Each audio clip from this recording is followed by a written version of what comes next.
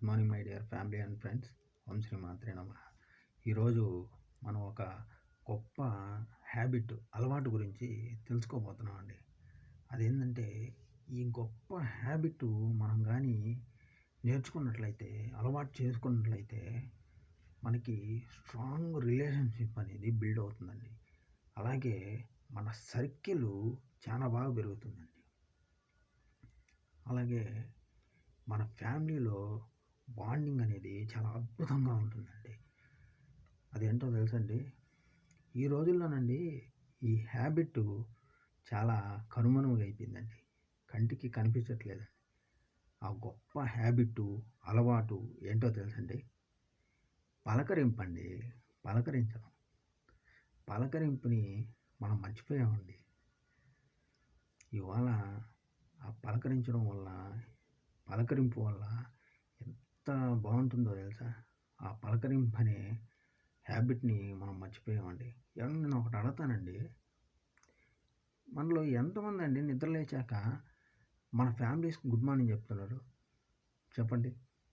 అలాగే మన ఫ్రెండ్స్ ఎవరైనా మనకి మెసేజెస్ పెడితే రిప్లై ఇచ్చేవాళ్ళు ఎంతమంది అండి?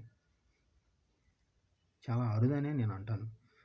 సో మై డియర్ ఫ్రెండ్స్, నేను చెప్పేది ఏంటంటే, రేపటి నుంచి నిద్ర లేవగానే మీరు మీ అమ్మ దగ్గరికి, నాన్న దగ్గరికి వెళ్ళి ఇలా అడగండి.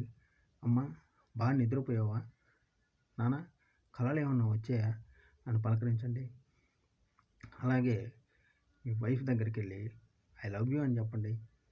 అలాగే మీ కిడ్స్ని ప్రేమగా ఒళ్ళో తీసుకొని ఒక ముద్దు పెట్టి గుడ్ మార్నింగ్ రా చిన్న అనండి.